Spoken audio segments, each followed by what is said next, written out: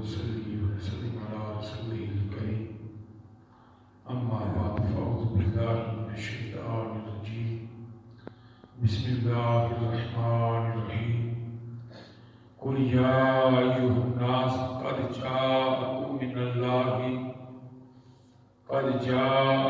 الحق من ربكم فمن اهتدى فإنما يهتدي لنفسه ومن ضل فإنما يضل عليها وما أنا عليكم بوكيل صدق الله مولانا العظيم وبلغنا رسوله النبي الكريم الأمين ونحن على ذلك لمن الشاهدين والشاكرين والحمد لله رب العالمين إن الله وملائكته يصلون على النبي يا أيها الذين آمنوا صلوا عليه وسلموا تسليما الصلاة والسلام عليك يا سيدي يا رسول الله وعلى آلك وأصحابك يا رحمة للعالمين.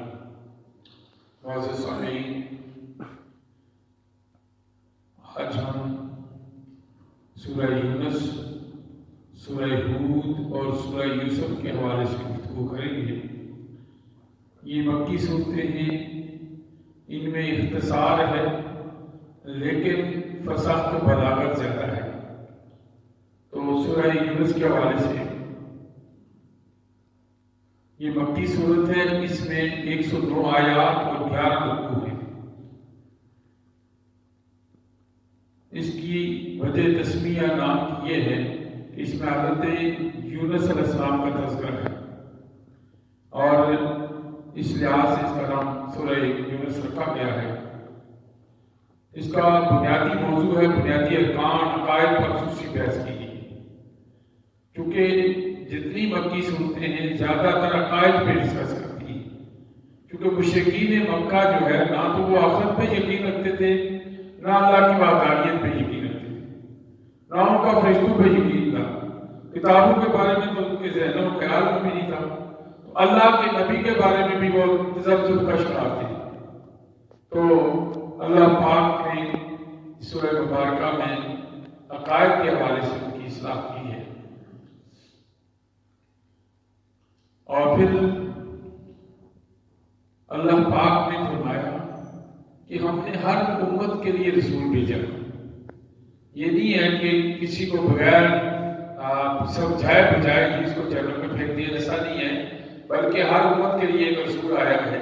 اور پھر خالق اور مخلوق کے درمیان جو تعلق ہے وہ بڑا گہرا ہے، بنانے والا اور بننے والا دونوں ہیں۔ بنانے والے نے اپنی مخلوق کو بنایا بڑی خوبصورت، فرمایا لَقَدْ خَلَقْنَا الْإِنسَانَ فِي أَحْسَنِ تَقْوِيمٍ، ہم نے انسان کو بڑی خوبصورت انداز میں بنایا، خوبصورت ڈھانچے میں ڈالا، خوبصورت بنایا ہے۔ تو انسان ہے کہ پھر پستی کی طرف چلا جاتا ہے، اپنے رب کا شکر ادا نہیں کرتا۔ اس میں دو گروہوں کا ذکر کیا گیا ہے، ایک وہ گروہ جو اللہ کی بندگی کرنے والا، اللہ کو ماننے والا، اللہ کے ہر حکم کی اطاعت کرنے والا ہے، اور دوسرا گروہ وہ ہے جو اللہ کے حکم کی تکذیب کرتا ہے، نہیں مانتا۔ اور آپ نے اکثر دیکھا ہوگا کہ جتنی بھی اقوام تھی انہوں نے غرور و تکبر کی وجہ سے، ابو جہل و ابو لہب صرف اس لیے نہیں مانتے تھے، انہیں پتا تھا اللہ کے نبی یہ ہمارے ہاتھوں میں پلا بڑا ہے، ہمارے سامنے جوان ہوا ہے، بھلا اس کو پیغمبر مان لیں، پیغمبر تو کوئی آسمان سے اترا ہوا فرشتہ ہونا چاہیے۔ بس یہ چیز ان کو کھا گئی، اور حضور علیہ السلام کی سچائی، حضور کی دیانت، حضور کی امانت ان کو نظر نہیں ہے، فقط یہ دیکھا کہ بھئی ہمارا بیٹا میں جو اللہ نصیحتیں کر رہا ہوں۔ تو اللہ پاک نے پھر چونکہ ان کے دلوں پہ مہر لگا دی تھی تو انہیں ہدایت نصیب نہیں ہوئی۔ کچھ تو ایسے تھے کہ وہ چہرہ مبارک دیکھتے ہی مسلمان ہو جاتے تھے۔ اب یہاں پہ ایک تذکرہ آیا ابو سفیان کا اور ہرقل بادشاہ کا۔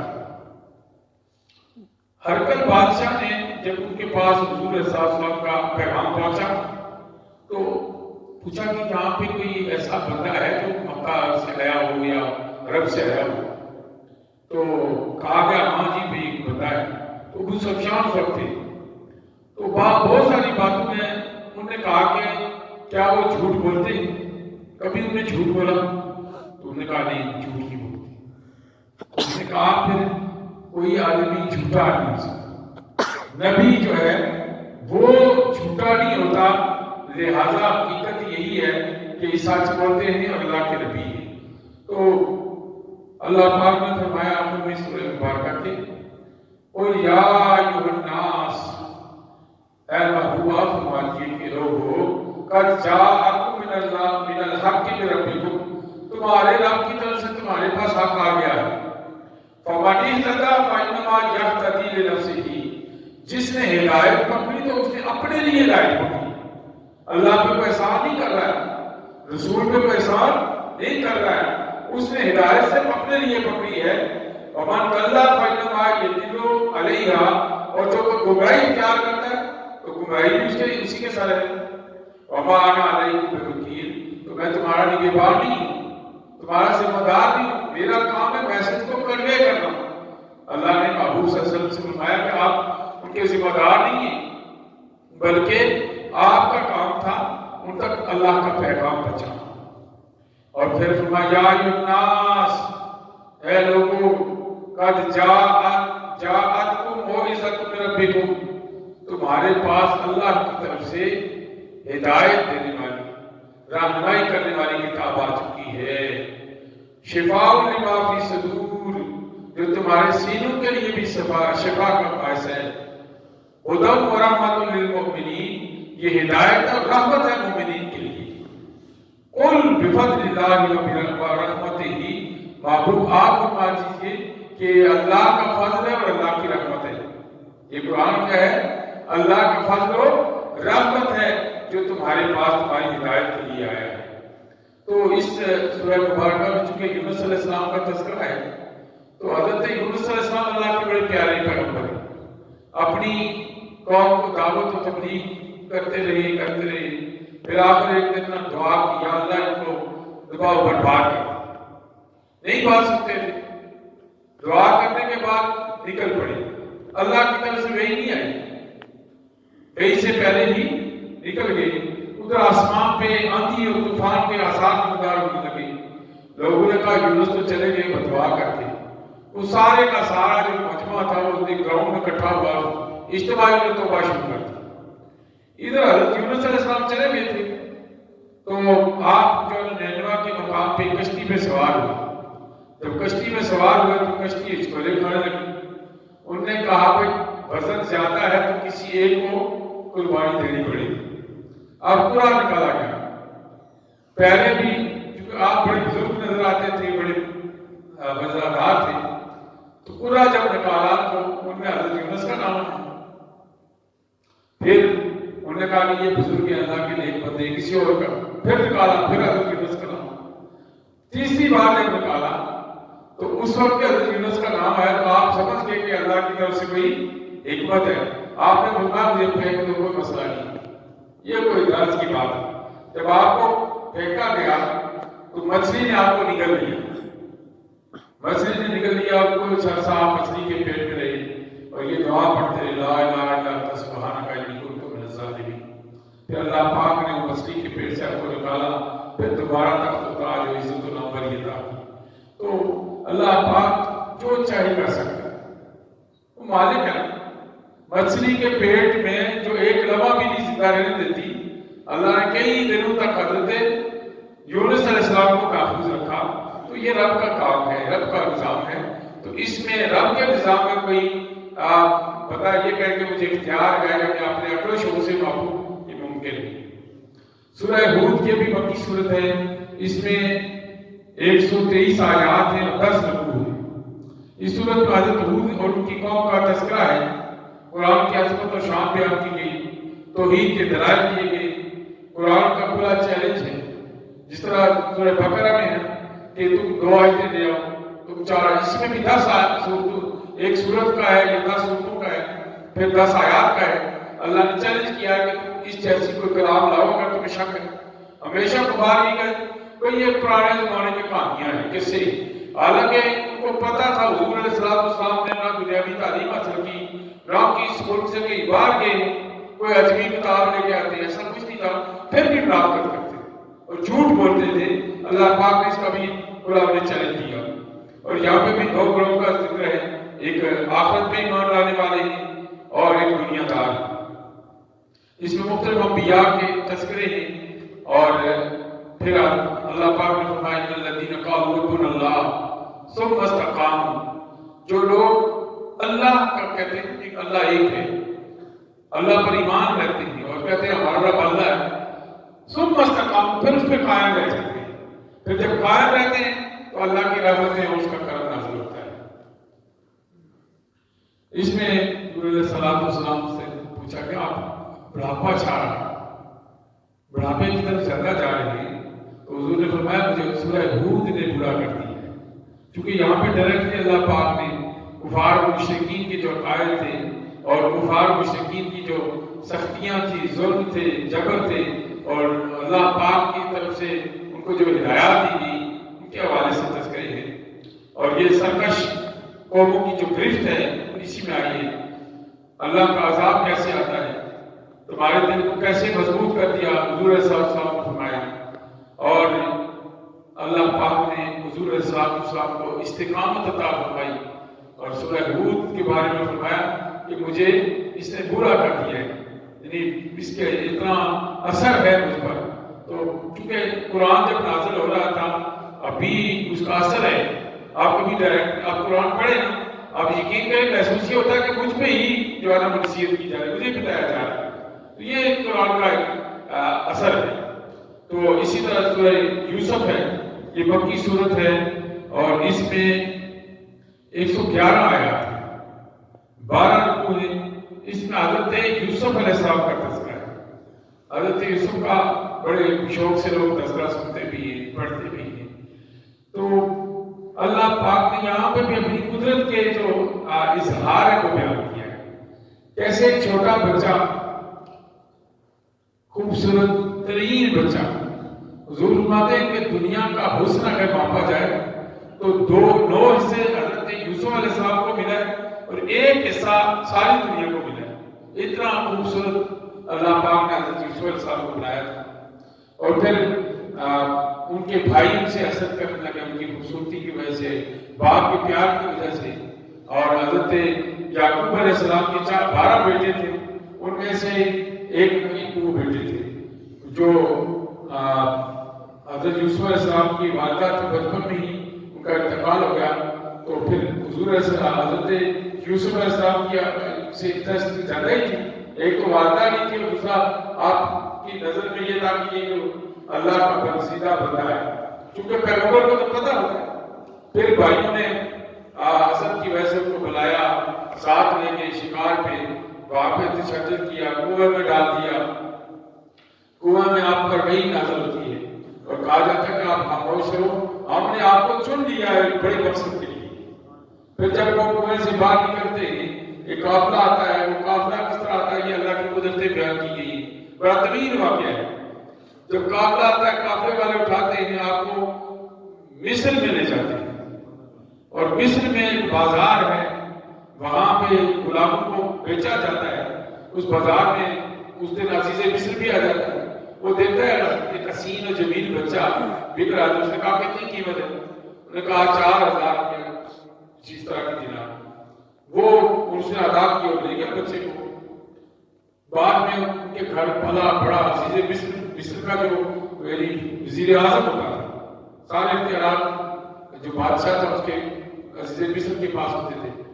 تو پھر وہاں پہ پلے بڑے، ایک وقت آیا ان کو آزمائش آئی، اللہ کی طرف سے بڑوں پہ آزمائشیں آتی ہیں، جو اہل اللہ ہوتے ہیں ان پہ آزمائشیں بھی زیادہ ہوتی ہیں۔ عزیز مصر کی جو زوجہ تھی وہ آپ کی دیوانی ہو گئی، وہاں سے آپ پہ پھر جو ہے نا وہ ایک آزمائش کا ایک وقت ہوا، وہاں سے پھر عزیز مصر نے بدنامی کے ڈر سے آپ کو جیل بھیج دیا۔ جب جیل میں پہنچے ہیں تو آپ کی زندگی کا ایک اور آغاز ہو جاتا ہے۔ اب سارے قیدیوں کے ساتھ حسن سلوک کرتے ہیں اور وہ سارے کے سارے آپ پر ایمان لے آتے ہیں۔ پھر جب جیل سے باہر ہوتے ہیں، جب عزیز بادشاہ خواب دیکھتا ہے، اس خواب کی تعبیر وہاں کے قائدوں اور جادوگروں کو نہیں سمجھ آتی، آپ نے اس کی تعبیر بتا دی کہ 7 سال تک تم کھیتی باڑی کرو گے، اس کے بعد 7 سال قحط آئے گا۔ اس پہ بھی ایمان لانا بہت ضروری تھا کہ بھئی یہ کیسے ممکن ہے 7 سال اب خوش حالت میں، بعد میں کسی کو کیا پتا۔ لیکن وہ بادشاہ جو تھا بعد میں ایمان بھی لایا تھا، تو اس نے اس بات پہ یقین کر لیا اور حضرت یوسف علیہ السلام کو خزانوں پہ معمور کر دیا۔ بعد میں جب یہ عزیز مصر فوت ہوا تو آپ کو عزیز مصر بنا دیا گیا۔ اب وہ جو آپ کی جو پیشن گوئی تھی 7 سال کے بعد قید شروع ہونا تھا، جب قید شروع ہوتا ہے تو پھر آپ کے وہ جو رشتے دار تھے، بھائی، سگے بھائی یعنی سوتیلے تھے، وہ مصر آ جاتے ہیں غلہ لینے۔ پوری دنیا سے لوگ آ رہے تھے، ایران سے بھی لے کے آپ نے ان کو پہچان لیا۔ وہ کہاں پہچانتے تھے؟ بہرحال آپ نے پھر وہاں پہ ایک حکمت کے ساتھ ان کے ساتھ بڑا اچھا سلوک کیا اور کہا کہ وہ اپنا جو وہ بھائی ہے نا، پوچھے حقائق پوچھے، کہا وہ جو بھائی ہے اس کو بھی ساتھ لے آنا، باپ کی کیا کیفیت ہے، کیسے ہے۔ انہوں نے کہا باپ بھائی کے غم میں رو رو کے برا حال ہے، ساری باتیں انہوں نے بتائی۔ جب بھائی کو لینے گئے تو حضرت یعقوب علیہ السلام نے کہا پہلے بھی تم لے کے گئے تھے، دوبارہ لے کے جا رہے ہو۔ تو بڑا جو بھائی تھا اس نے ذمہ داری دی کہ میں اس وقت تک واپس نہیں آؤں گا جب تک میں اس کو واپس نہ لیا۔ تو جب وہاں پہ جاتے ہیں تو حضرت یوسف علیہ السلام نے اپنے بھائی کو ایک حکمت کے تحت روک لیا۔ جب روکا تو پھر ان کو بڑی تکلیف ہوئی، وہ کہنے لگے نہیں جی یہ کیسے ممکن ہے، ہم اس کو نہیں چھوڑ کے جا سکتے، ہمارا باپ پہلے جو ہے نا وہ بڑا بوڑھا ہے، بزرگ ہے، تو اللہ آپ اس میں سے کسی ایک کو رکھ لیں پر ان کو واپس جانے دیں۔ آپ نے فرمایا ناانصافی نہیں کرنے والے، لیکن اپنے بھائی کو ساری حقیقت بتا دی تھی۔ پھر جو ہے نا وہ واپس جب چلے گئے تو اس کے بعد ان کا جو ایک بھائی تھا وہ وہیں پہ رہا، وہ دیکھتا رہا، جو جس نے ذمہ داری اٹھائی تھی وہ دیکھتا رہا یہاں کے حالات کیسے ہیں۔ اور پھر جب دوبارہ جاتے ہیں جو وہ وہاں پہ پہنچتے ہیں تو پھر جو ہے نا وہ وہاں پہ وہ راز کھل جاتا ہے۔ حضرت یوسف علیہ السلام سے کہتے ہیں کہ کیا ہوا تھا جب تم نے جو ہے نا وہ اپنے بھائی کو پھینکا تھا کنویں میں؟ تو وہ کہتے ہیں کچھ نہیں ہوا۔ وہ ایک جو یہودا تھا وہ کہتے ہیں کہ کچھ نہیں ہوا جی، ہم نے تو پھینکا ہی نہیں۔ تو وہ ایک برتن ہوتا ہے، وہ پیالہ جو پھینکا رکھا تھا آپ نے، اس جو سامان تھا اس میں، وہی بولنا شروع کر دیتا اور بیان کرتا ہے حقائق سارے حقائق ان کے سامنے بیان ہوتے ہیں۔ اور پھر وہ جو شرمندہ بھی ہوتے ہیں اور حیران بھی ہوتے ہیں۔ پھر وہ کہتے ہیں یا تو آپ یوسف ہو یا بتاؤ یوسف کون ہے۔ تو پھر حضرت یوسف علیہ السلام نے ان کو بتا دیا اور کہا کہ جو بڑا بھائی تھا اس کو کرتا دیا، وہی کرتا جو حضرت ابراہیم علیہ السلام سے حضرت اسحاق علیہ السلام کے پاس پہنچا تھا اور حضرت اسحاق سے پھر حضرت یعقوب علیہ السلام تک پہنچا تھا۔ اور آپ جب اپنے بیٹے کو بھیجنے لگے تھے نا تو احتیاطاً وہی کرتا پہنا دیا تھا۔ تو وہ کرتا جو تھا وہ نبوت کی نشانی تھی اصل میں۔ تو وہ دے کے اپنے بھائی کو کہا کہ یہ دینا اور کہنا کہ یوسف نے بھیجا اپنی آنکھوں سے لگائے تو آپ کو بینائی مل جائے گی۔ تو اللہ پاک نے پھر آپ کو حضرت یعقوب علیہ السلام کو بینائی دی۔ بہت عرصہ پھر جو ہے نا وہ بھائی سے راز رہی اور کچھ عرصے کے بعد پھر چونکہ ظاہر ہے کہ ساری اولاد معافیا مانگ رہی تھی، پھر حضرت یوسف علیہ السلام نے کہا کہ سارے کے سارے مصر آ جاؤ۔ تو یہ کنعان سے مصر یہودی جو ہے بعد میں ان کی پوری نسل چلی ہے، یہ ایسے آئے تھے۔ حضرت یعقوب علیہ السلام کے دور میں یہ کنعان سے مصر آئے اور بعد میں پھر جو ہے نا وہ چونکہ یہودیوں کی عادت ہے کہ آرام سے نہیں بیٹھتے، تو انہوں نے پھر کچھ خرابات کی تو وہاں کے جو فرعون تھے انہوں نے ان کو غلام بنا لیا تھا۔ تو حضرت موسیٰ علیہ السلام نے پھر ان کی نجات کروائی تھی۔ تو اللہ پاک نے کس طرح حضرت یوسف علیہ السلام کو بتانے کا مقصد یہ تھا، بڑی طویل صورت، کہ کہاں سے کنعان کی بستی سے حضرت یوسف علیہ السلام کو اٹھایا، پہلے غلام بنایا، جیل میں رہے، پھر عزیز مصر بنا کر پھر بادشاہ کے دربار میں بھی اللہ کے دین کی تبلیغ اور وحدانیت کا پرچار کیا۔ اور جو سب سے بڑا جو مصر کا جو سب سے قدیمی علاقہ تھا وہاں پہ اللہ نے اپنی حکمت اور تدبر سے حضرت یوسف علیہ السلام کو اللہ کی وحدانیت کا اعلان کرنے کا موقع دیا۔ دوستانہ عزیز، یہاں پہ قرآن واضح کہتا ہے رب جو چاہتا ہے کرتا ہے۔ رب کے معاملات میں جو مداخلت کی اجازت نہیں، ہاں رب کے متی و فرما بردار ہو جاؤ گے، جو چاہو گے رب تمہیں عطا کرے گا۔ تو اللہ پاک سے دعا ہے ہم سب کو عمل کی توفیق عطا فرمائے۔ وآخر